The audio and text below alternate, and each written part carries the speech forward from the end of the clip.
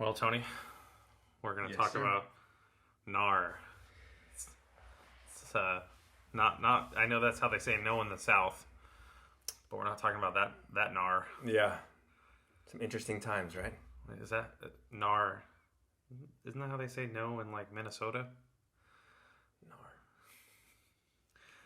It's an interesting time, man. I as a team leader, I think it's interesting for me. As agents in the industry, I think it's just an interesting time in general.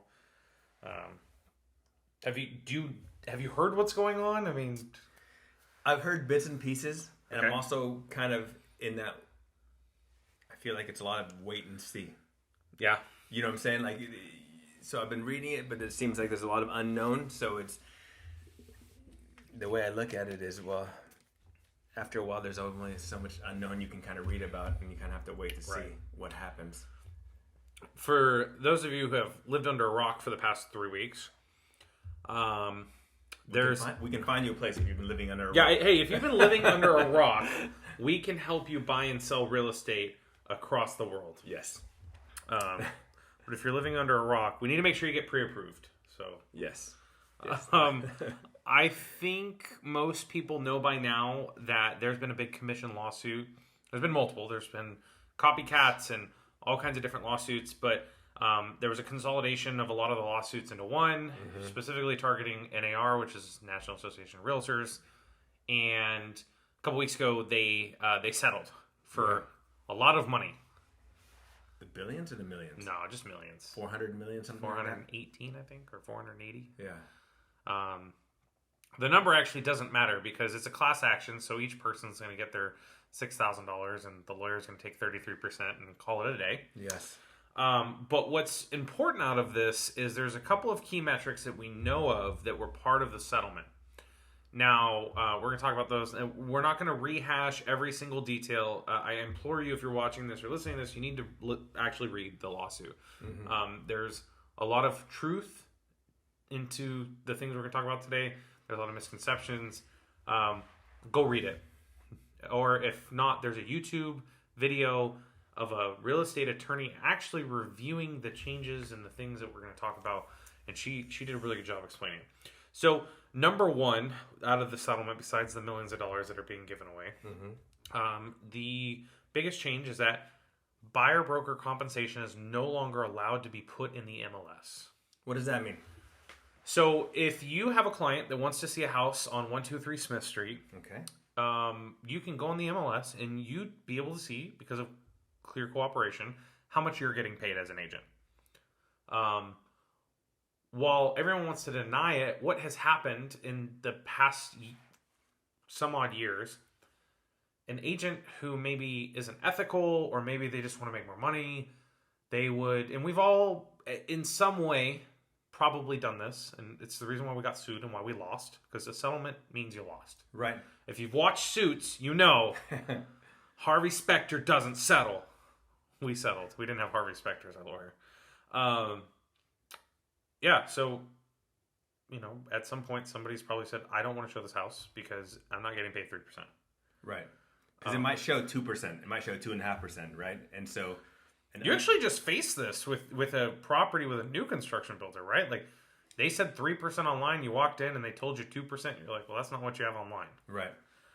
So that's actually not going to be a thing anymore. You won't know until you walk into the new construction office what you're getting paid. Or you call the sales rep ahead of time. Right. So that's actually a big deal. This is the biggest change, is that you're not going to know what you're being compensated until you call the agent or the builder to ask them. Which is a pretty big deal. It's something we're going to have to adjust to. As an industry, we've always adjusted to it. But in this specific scenario, I think it's going to take a lot more adjustment than people think. Just how we handle buyers' consultations, how we talk to them about compensation. Because right now, at least in the state of Texas, if you're in a different state than Texas and you're listening to this, then things are different, potentially.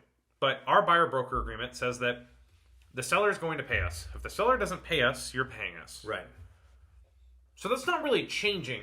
We just have to really determine that up front now. Because most people, And there's a lot of people, oh no, I get my buyer's agreement signed the minute I meet them and I present the IABS, and that's not the case. Most of the time, especially if it's a Zillow lead or an internet lead, we're going to go see a couple houses, and then, if they decide they want to work with us because we provided value, then we get a buyer's agreement signed. Right. And we tell them, hey, the seller is going to pay it 99% of the time. In the chance that they don't, we will let you know ahead of time. Mm-hmm. But now, there's no way to know what we're going to get paid until pretty much the point of going into contract. At least that's the way it's written now. This might change. I know that multiple companies, including EXP, we're at EXP, and they've come down with some things that are going to happen to that way we can adequately figure out with our buyers' clients how we're going to get paid. Right. So basically, if you've got 5 homes, this one might be, so theoretically, they might have different, this person might give you 3%, this person might not. So you have to have that conversation beforehand with your buyer, because now you got to figure out the compensation, right? Right. And here's the thing, and this was talked about in the EXP meeting about this. Part 2 is we have to get a buyer broker agreement signed before touring the first house. So, in theory, we are going to get our commission set ahead of time, because we have to tell them when we sign the agreement that we're going to get paid 2.5%, 3%, whatever, 2%, 1.5%. That's getting taken care of ahead of time. So if we go in and the builder's offering, and this is where the uncertainty comes from, right? Mm-hmm. If the builder's offering more compensation than what we sign in our agreement, or the seller is, then there's some, can we get more, right? These are things that are going to have to get figured out, and Trek's going to figure it out. If you're in Texas, it's Texas Real Estate Commission. Mm-hmm. There's a lot of things that are, like you said, this is supposed to take effect mid-July. We don't know what's going to happen between now and then. Mm-hmm. Judge still also has to ratify it. But it's likely that that's going to happen. So the main thing that comes behind this to me, I don't know about you with, you deal with first-time home buyers and VA and things like that, but those are my concerns. And this is an opinion, and this is not an opinion of EXP, I should disclaim that. This, to me, seems like middle-class warfare. Because if the seller doesn't want to pay commission, that's been there, right? But it's more so magnified now. Right. If the seller doesn't want to pay commission to a buyer's broker, and let's say it's a first-time home buyer, they've scrounged together their $12,000 to buy their first house. Right. They don't have $7,000 laying around. Right, because on top of that, they've got their closing costs that right. That they've got to take care of. They got all the inspection fees. They got all that. So now, right, what do? VA is a zero-down program. Mm-hmm. So and that's kind of the uncertainty, right? We're waiting to hear from the VA on how these things are going to get taken care of, because you can finance closing costs and you can get seller credits for that. Because in the VA loan, you're financing your funding fee. Mm-hmm. In an FHA loan, you can get up to 6% in closing costs. VA is 4%. Conventional is 3%, unless you're putting 25% or more down. So there's a lot of kind of question marks there. But to me, you're taking, instead of helping homeowners and home buyers, you're actually literally, like I said, putting middle-class warfare at the front here. Right. Because what you're saying is, well, you're now responsible for paying your broker. Whatever, even if commissions change. Right, you're responsible for paying your broker out of pocket right now versus being able to finance it before. Yep. Essentially. Before you were still paying it because you were getting a bigger loan. Right, to pay for that to pay for that price, and then it was getting distributed back to your agent. So this is the thing, like, agents have gotten paid by their buyers before. It's very uncommon. Now it's going to be common. Mm-hmm. I think it's going to be a huge change. So the problem is that your average buyer is not going to be able to afford commission. This is going to take them out of home ownership. This is going to take them out of the game unless the seller is willing to pay a commission, or they're just going to go. That's like route 1, right? This is a choose your own adventure book. Route 2 is they go directly to the seller, and then we run into a problem of dual agency, which is illegal in some states. Right. And dual agency is when you represent both parties. Yes. Okay. To me, that's a bad idea. If I get a sign call, and mind you, you can represent both sides in Texas. If I get a sign call now, I'm handing it off to someone on my team, like Tony. And what's the benefit of handing it off to someone else? Because if I sign a listing agreement, my fiduciary duty is to that seller. If I sign a listing agreement and take on the buyer, my fiduciary duty is still to my seller. Right. So it's hard to negotiate. I could, in theory, I would never do this. This is why I hand it off. I could, in theory, do some pretty stonewall stuff to the buyer.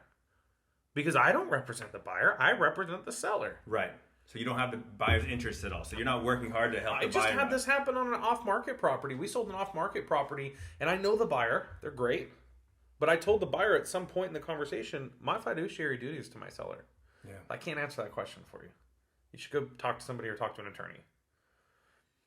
It's hard because you're not representing both sides. And this is where I get confused as to how this transpired, because now we're talking about a potential class action. I see it happening in the future. Class action happening because buyers got screwed. They didn't hire an agent. Right, because they're saving money. Right. And which makes sense. Everyone wants to save money. But we talked about this with new construction. Mm-hmm. Saving money by not getting an inspection, and then you wonder why your house is falling apart a year later. Correct. Right? And that's a very extreme case, but we see that happen. I am very concerned about the general welfare of home buyers going into that market. The second thing, the biggest change, and I think this is this is the one that's going to disrupt us most. I think we will pivot, we will adapt, we will change our structure. Mm-hmm. We're still going to make our money. We'll probably make less of it, have to work harder for less money. I definitely agree with that. But I think this is the biggest change. The second biggest change of this settlement is that a buyer-broker agreement has to be signed before touring the first home. Which is kind of tough. Right. Excuse me. Bless you. Thank you. This is going to be hard. Because most of the time, when you're dealing with someone you've never met, you have 30 seconds to a minute on the phone to articulate your value. It's kind of like when you walk in a home and you know within the first 6 seconds if you're going to buy the home or not. Right.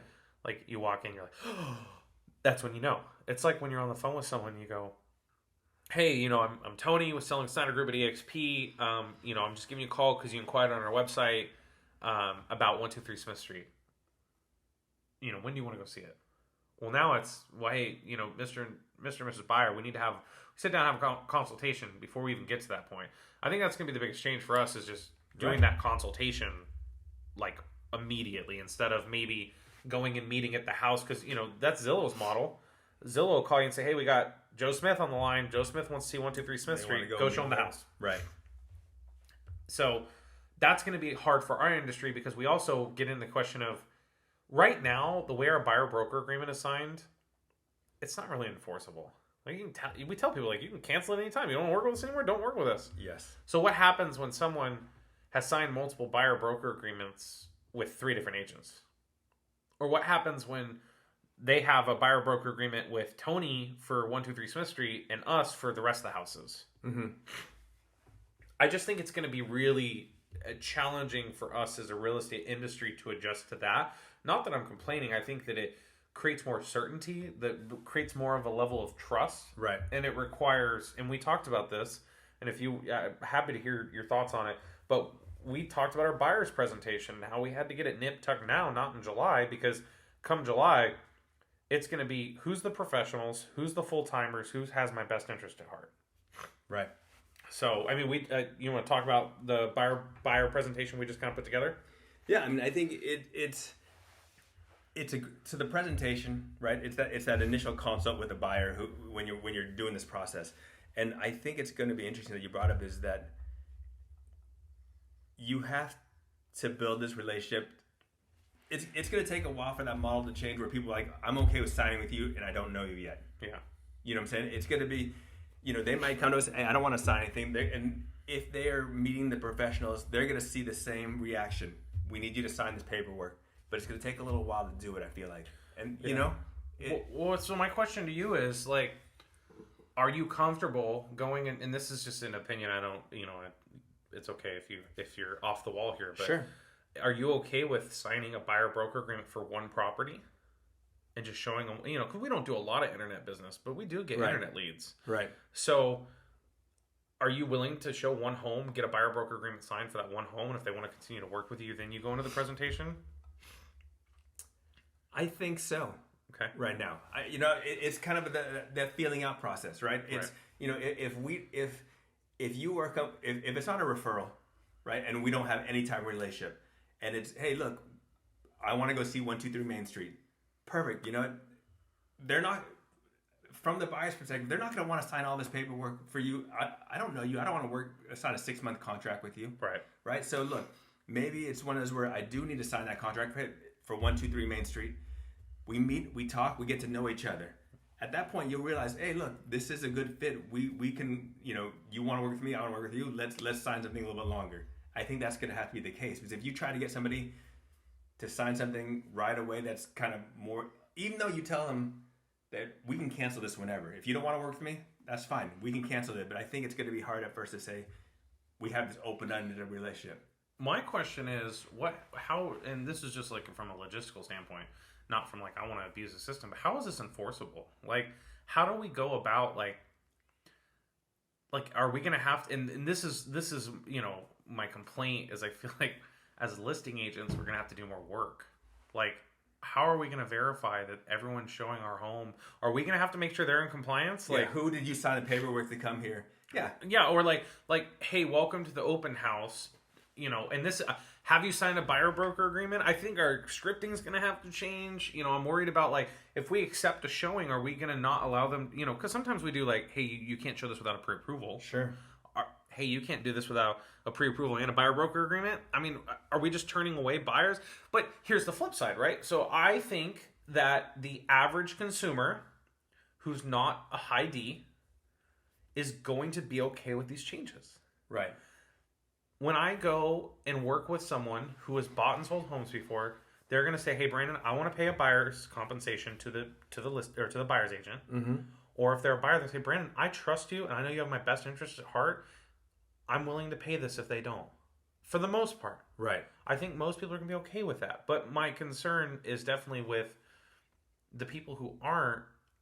Do we lose business that way? Do people just not buy homes? I think we might, though, because it's a consistent, you know, but let's say we want you to sign that paperwork beforehand, because that's what it's supposed to be. There could be agents out there that don't do it. Right, so that's why I was asking about the compliance. Like, so it's the thing is like, if John Smith over here says, "Oh, you don't need to sign, let me just show you things." Well, then it makes us, even though we are being more professional, it makes us look like we're, I don't know, stuck. Oh, we're buying a book. I don't know what it is, but you know what I'm saying? That could, for certain buyers, that could be like, well, fine, I'm going to go with this guy because I don't have to sign any paperwork. But then that makes it sloppy. No, it does. And I mean, we kind of deal with that now in our industry where agents kind of phone it in, right? Mm-hmm. So are we going to deal with phoning it in? I mean, is Trek going to be more involved with this? I mean, because this is legally binding. I mean, I don't know a lot about settlements, but like, in theory, like if NAR agreed to this, I'm pretty sure if we don't do the things we're supposed to be doing per this agreement, right, we're breaching a contract, or we're breaching a settlement terms, and maybe there's additional damages. I don't know what that looks like, but that's my concern is, all right, so how do we as leaders in our industry, like, you know, or just on the ground floor, like, how do we make sure that people are doing what they're supposed to be doing, right? So we have to not only educate the consumer, but we have to educate our peers. And that's a whole nother animal. And we're actually going to be going to a mastermind this week. I'm sure it's going to be the number one topic of conversation. Right. But also what I see is that, I mean, real estate, it's easy to get into.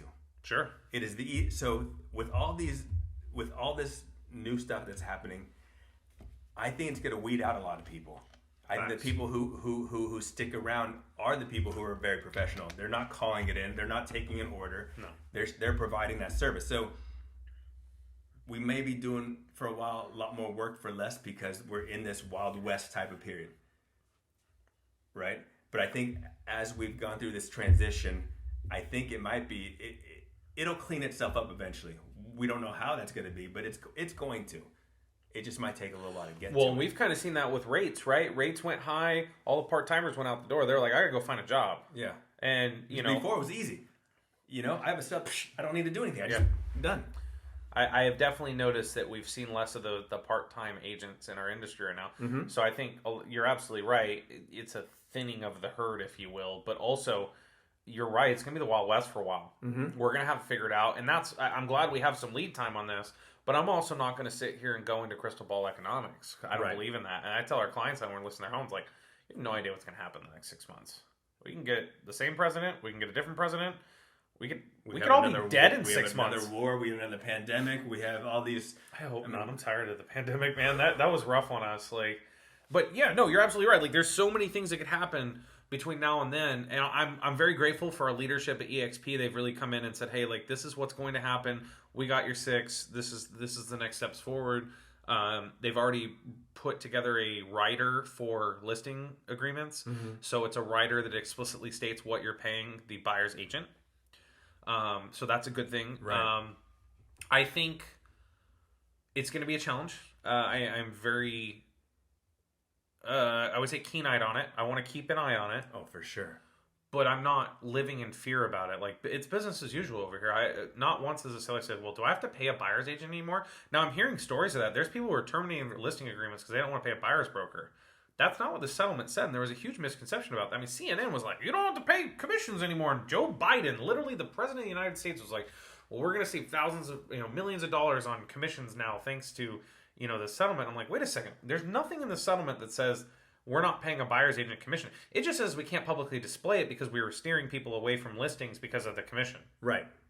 We, as a general real estate term, not we like we were doing it. Yeah. I'm not about that, man. We try and be very by the book with how we do real estate business. Like, we're not lawyers. We don't claim to be. We don't practice law. We can't. I had someone the other day. So what would you do? I'm like, I'm not a lawyer. I was like, I'm not going to answer that because then you're going to hold it against me. Right. I tell people, like, you want me to put on my real estate hat? You want me to put on my personal hat? Like, how do you want me to handle this? Because my opinions vary based on my responsibility. Right. And so that it can be a challenge. But I think we're as professionals, we have to just set the tone and set the message right. Like, NAR dropped like a fact sheet. There's so many different things that we should be doing right now, which just it involves communication and telling people, hey, this is not the case. Like right now, I had a client. Well, how do we pay you? I'm like, you don't. The seller pays me. The seller's going to continue to pay this is the only thing I will say about this because I really it's a thin line between steering and not. When I sit down at a listing presentation, I say, hey, takes 2 to tango. If you want more eyes on your property, offering a buyer's compensation of at least 2.5% is recommended. I have one person I want to do 2%. I'm like, okay, like we'll see what happens. Right. And I can tell you we've had less showings on it, and it sucks because like that's literally why we got sued. We got sued and lost because of crap like that. Yeah. Oh, for sure. But I think the conversation moving forward is, hey, it still takes 2 to tango. This is a supply and demand industry. And especially right now, we don't have a ton of inventory. But as we get more inventory in the market, summer's coming, right? Spring and summer's coming. We're going to have more inventory in the market.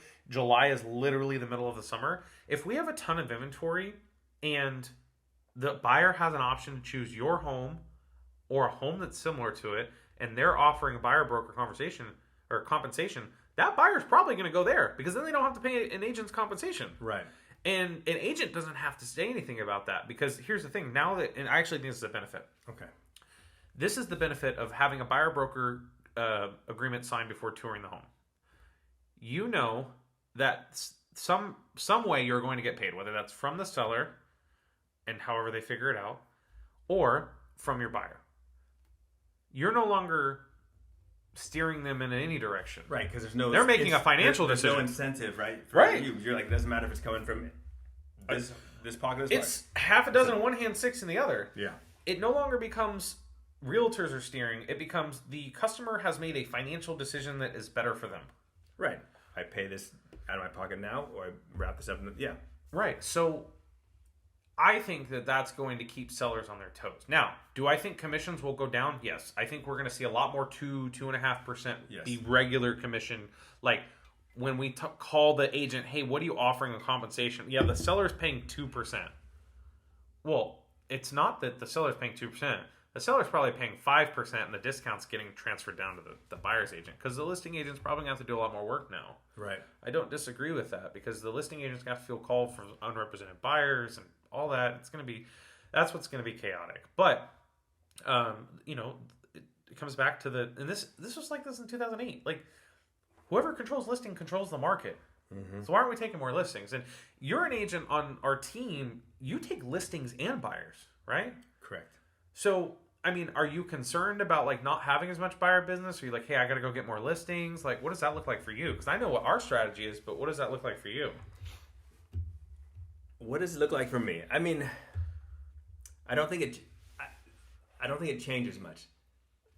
You know, it being a listing agent theoretically is less work. Theoretically, Sure. it's easier to have 10 listings than 10 buyers. Yeah. Oh, I in terms of showing property, right? But I mean, I like to hustle. So whether I'm helping 10 sellers or 10 buyers, I'm okay with the 10.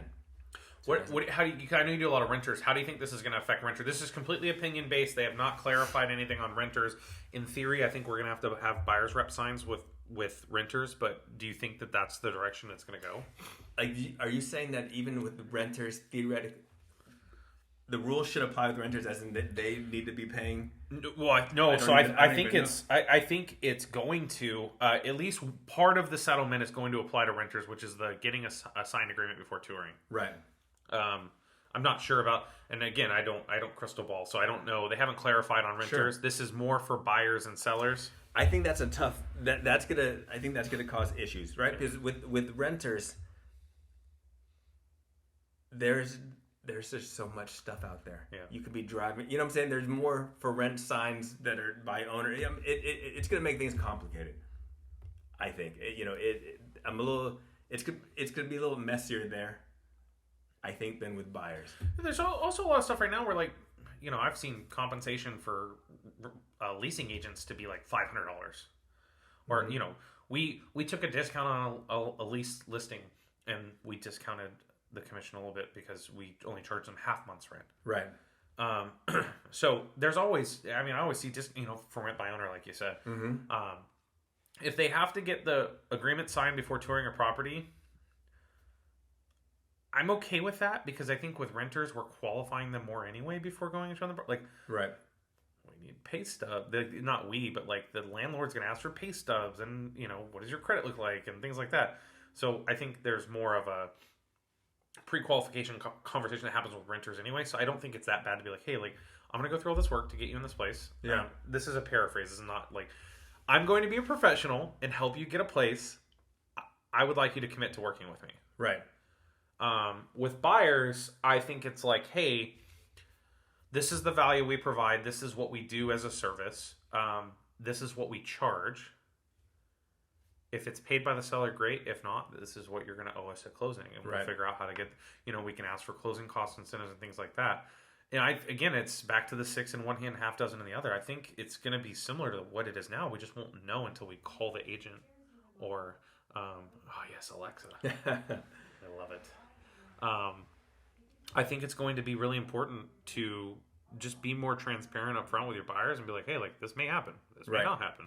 Right. But regardless, like, and the thing is, Alexa, stop. They're going to know the value, right? They're going to know the value, because it's not just opening the door and sending a list and opening the door, right? It's the negotiation process. This is what you're looking out for. It's just going to take a couple times, unfortunately, for somebody to say, I'm not going to use a buyer's agent because I don't want to deal with it. They go buy home, and they're going to hear that story like, this is what we did wrong because we didn't have that. It's not, you know, because I've seen comparisons to, you know, our agents are we going to, you know, it's like the travel business where travel agents disappeared, kind of, in a way, you know, back in the, but it's, I don't think that's a fair. Man, I still see this lady in this Facebook group always trying to sell me a Disney trip. Yeah, but there is, but it's also, you know, someone who's a travel agent, you know, they're booking you a hotel and flight. That's a different beast than we're buying this home. You know, buying this home, and we need to make sure who's liable if we find this problem, you know, all these things beforehand. So it's finding the homes now with the internet. That's the easy part. Sure. Finding the homes, seeing what the pictures look like. You have pictures, you got videos. That I understand. Then people go, oh, why do I need an agent? I can see all these homes. Well, that's not the value we're bringing. No, we're in. It's like I went to McDonald's the other day with Mary, and we went to the kiosk, and sure, it was easy. I also hated it. I also hated not, like, seeing a smiling face. Yeah. I mean, and don't get me wrong. Like, I think the need for technology advancing is always there. Like, when I go to Chili's, the bartender brings me the tablet to pay with. I still talk to the bartender the whole time. Yeah. Right? She still provides a service, and she's worth every penny that I tip her. She's awesome. We love her. She has a conversation with us. She makes us feel welcome. Manager comes by. They know us. I think the same thing we're going to see transform this industry is the intentional relationship between buyer and broker is going to be a lot more tighter. I do think, like, and this is, I would be willing to bet money on it, that I think commissions will go down on each transaction. But that means that the people who are true professionals in this industry are going to pick up more transactions. Right. So it will make itself up. Because you have fewer agents, the pools, yeah. But it's, it's going to be really important that we do this right. That we continue to treat the customer, the client with respect and care and intentionality and grace. But also that we're very clear about the expectations. Now, we're clear when we do a buyer's consultation. This is what's going to happen from A to Z, and if it deviates, these are contingencies. We're going to have to do the same thing with the commission conversation. And I think if we've built enough trust within the client, this is not going to change. This is going to be like, Tony, I know that you're excited to buy a house. This is what our services cost. If the seller is paying for this compensation, great. You don't have to worry about it. If they are not, then we're going to find a way to get that at closing, through concessions or something like that. Or if not, you're going to be responsible for it. Right. You don't have to justify it if you're providing the value. If they understand what you're bringing to the table. Right.